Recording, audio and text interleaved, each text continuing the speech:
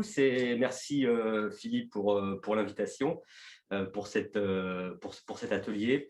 Donc déjà, Medtronic, pour ceux qui ne le savent pas, est une société qui fournit depuis maintenant plusieurs décennies aux hôpitaux à travers le monde des dispositifs médicaux et principalement des dispositifs médicaux implantables. Et c'est vrai qu'à la base, on va démarrer avec tout ce qui était rythmologie et donc des stimulateurs cardiaques, des défibrillateurs cardiaques. Et ces produits, ces dispositifs sont maintenant connectés depuis une dizaine d'années. Quand on dit connectés, c'est-à-dire qu'ils peuvent, une fois que le patient a été implanté, elles peuvent envoyer des données en continu. C'est le praticien qui va programmer ça vers l'hôpital pour que l'hôpital puisse vérifier ces données pour éviter que le patient puisse se rendre très régulièrement à l'hôpital et pour pouvoir monitorer le patient régulièrement. Alors, vous pouvez imaginer à quel point, avec malheureusement les 24 derniers mois qu'on vient de subir avec la pandémie mondiale, à quel point il y a eu une accélération de la connexion des patients et qu'aujourd'hui, énormément de prothèses Medtronic ou autres, cardiaques sont connectés. Juste à titre d'idée, sur les 18 derniers mois, on a connecté un tiers de nos prothèses qui sont vendues sur les 10 dernières années. Donc, c'est absolument colossal. Au-delà de ça, et si on rentre maintenant un petit peu dans le vif du sujet et sur la vision un petit peu de l'industriel et comment l'industriel peut s'inscrire dans un partenariat fort avec les systèmes de santé, que ce soit en France ou dans d'autres pays européens ou à travers le monde, je pense qu'on est tous d'accord pour dire qu'il y a des défis majeurs qu'on va rencontrer et que se sont accélérés et qu'on a vu d'ailleurs concrètement ces derniers mois. Et j'ai voulu mettre sur ces diapositives cinq éléments qui je trouvais intéressants. Le premier élément, c'est qu'il faut avoir en tête qu'un tiers de la population européenne aura plus de 60 ans à l'horizon de 2050. Qu'est-ce que ça veut dire? Ça veut dire qu'un tiers de la population européenne va avoir de plus en plus de maladies chroniques et donc il va y avoir de plus en plus de traitements à fournir à ces personnes. De plus, selon l'OCDE et selon les derniers résultats de l'OCDE, il semblerait qu'au niveau mondial, 20% des dépenses de santé sont surnuméraires, c'est-à-dire ne sont pas utilisées à bon escient. Et donc, on pourrait réinvestir, parce qu'aujourd'hui, on utilise beaucoup déjà d'argent dans nos systèmes de santé, notamment dans les pays dits entre guillemets développés. Ça représente, à titre d'idée, 13% du PIB en France. Mais on pourrait réinvestir cet argent différemment, utiliser cet argent différemment. Et donc, notamment, tout ce qui est révolution numérique, ce qui a été présenté de manière brillante il y a quelques minutes par Dominique Pont, mais également par le professeur Hernandez, par ses travaux, on pourrait les réinvestir dans tous ces outils-là. Ce qu'on voit également, c'est que toutes ces quantités de données créées par ces prothèses connectées, mais toutes les données autour du patient, au niveau annuel, elles vont être multipliées par 10 ou elles vont être multipliées par 10 entre 2016 et 2025. Alors, je suis tombé sur une info pas plus tard qu'hier soir. Sur ces 90% des données en santé ont été générées sur ces 24 derniers mois. Il faut savoir également que grâce à toutes ces données en santé, ça a permis d'accélérer énormément la recherche sur le vaccin contre la Covid-19.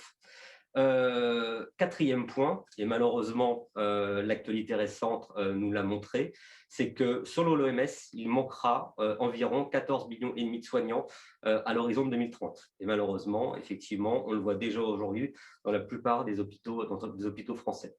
Et enfin, dernier élément, parce qu'effectivement, ces données, c'est important, il faut voir comment on va les utiliser. Il faut savoir que sur ces 5 dernières années, 93% des systèmes de santé ont subi des brèches de sécurité. Et comme le disait encore une fois Dominique Pont il y a à peu près une demi-heure de cela, il ne faut pas être le hacker de l'année pour pouvoir, de temps en temps, pouvoir aller voler ces données. Donc, il est très important également de pouvoir sécuriser ces données, et c'est également le rôle de l'industriel de pouvoir fournir des systèmes et de travailler avec les différents systèmes de santé afin de protéger ces données et d'en garder l'intégrité. Donc, on voit bien aujourd'hui qu'avec ces 5 piliers, on a un vrai défi. Si on veut garder notre système de santé comme on le connaît aujourd'hui, si on veut garder un vrai accès aux soins, une qualité des soins comme on la connaît aujourd'hui, les données en santé et la révolution du numérique en général vont être un outil pour pouvoir accéder et pour pouvoir pérenniser ce système.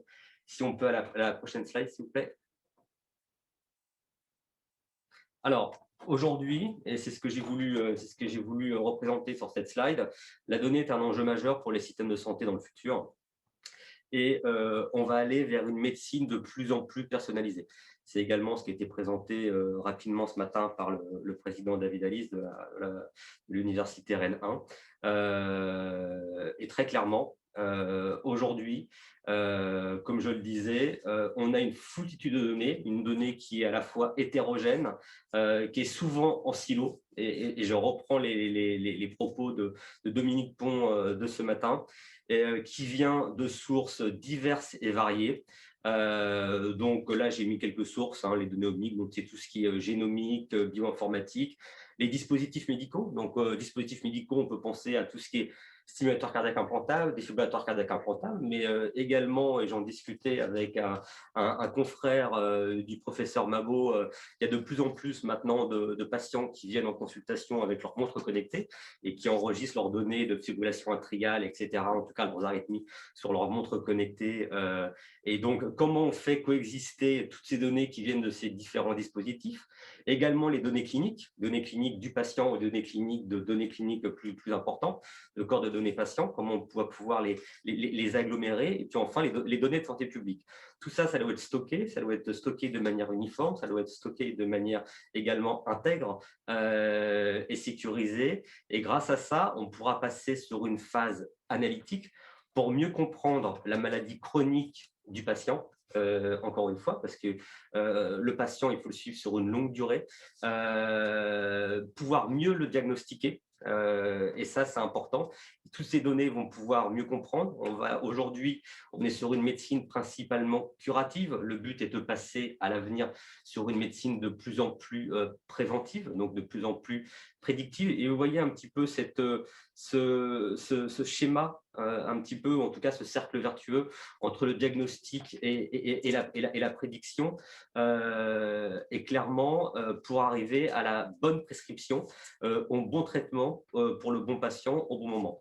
Et tout ça permettra à terme, et encore une fois, là on fait de la prédictive, mais ça peut aller très très vite, hein. On parle beaucoup, alors c'est des termes un petit peu à la mode, mais d'intelligence artificielle, de machine learning, etc. Mais c'est une vraie réalité. Et une société comme la nôtre qui fournit énormément de données, la donnée n'est pas une fin en soi, c'est uniquement un moyen. Et on fournit également des outils pour traiter la donnée. Sinon, les professionnels de santé et les systèmes de santé seraient totalement noyés sous le flot de données, comme je vous le disais préalablement. Et donc, permettra d'améliorer de manière concrète les résultats cliniques et surtout un meilleur coût pour le système de santé. Ça, je pense que c'est excessivement important. C'est qu'aujourd'hui, quand une société comme la nôtre crée des partenariats et va proposer des innovations technologiques pour les différents systèmes de santé, elles sont là pour servir ce qu'on appelle l'innovation organisationnelle, c'est-à-dire améliorer le parcours de soins. Il faut que dans ces innovations qu'on puisse proposer, on puisse à la fois démontrer la valeur clinique de nos innovations, mais également la valeur économique de nos innovations, et donc optimiser le coût pour le patient et également pour le système de santé.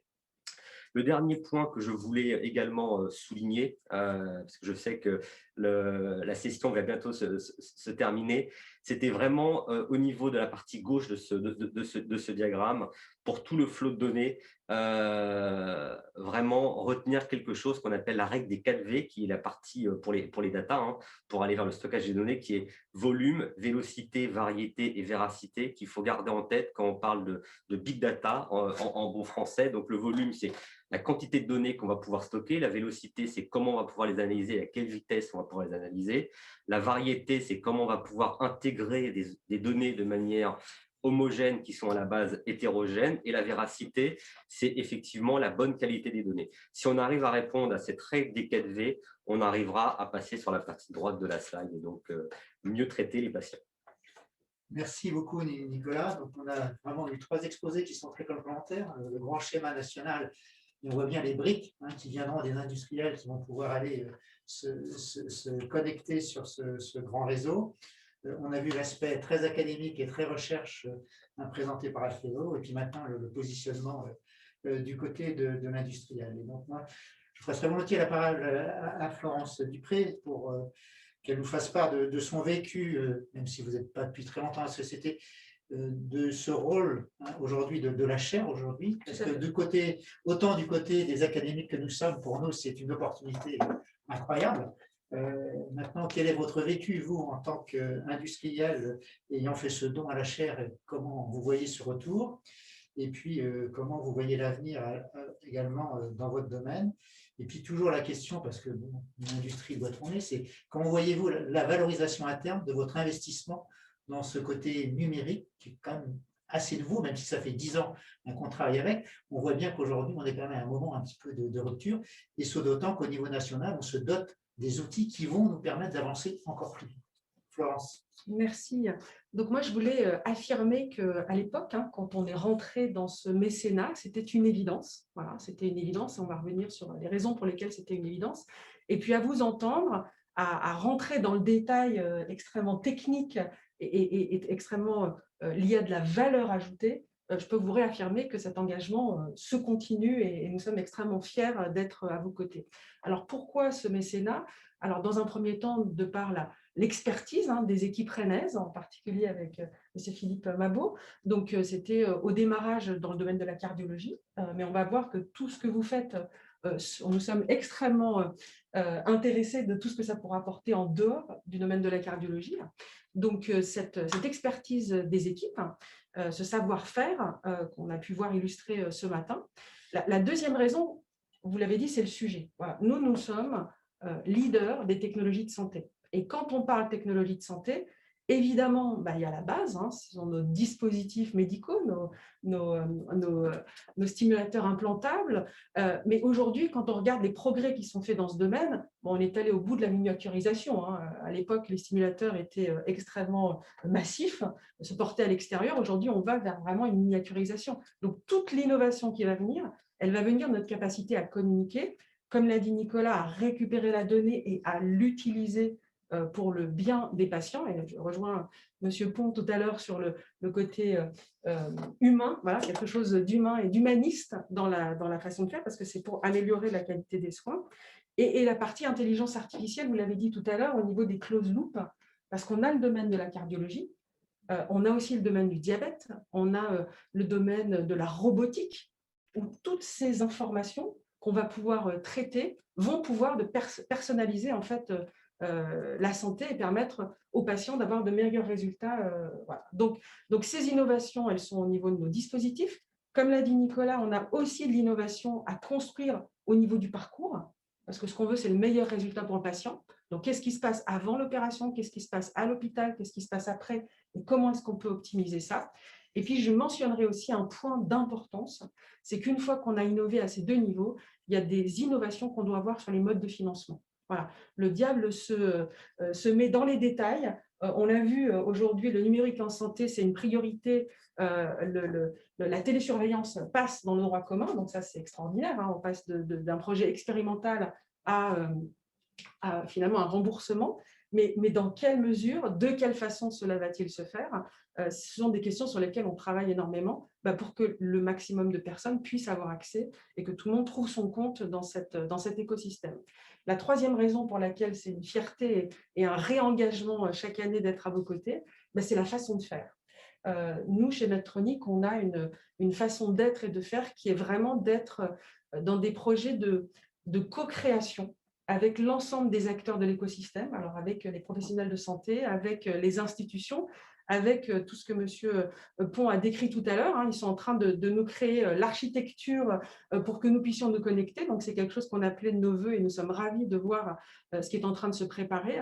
Et donc, co-créer ensemble pour pouvoir contribuer à améliorer la médecine de demain. Parce que trop souvent, nos dispositifs, parce qu'on manque de data, parce qu'on on a des cycles de production extrêmement courts, des cycles d'innovation très courts, et trop souvent, on nous voit comme des coûts, alors qu'en fait, nous pouvons être de véritables investissements pour contribuer à une meilleure médecine de demain, qu'elle soit individuelle ou collective. Donc, heureuse d'être avec vous et de continuer ce partenariat, et je vous en remercie.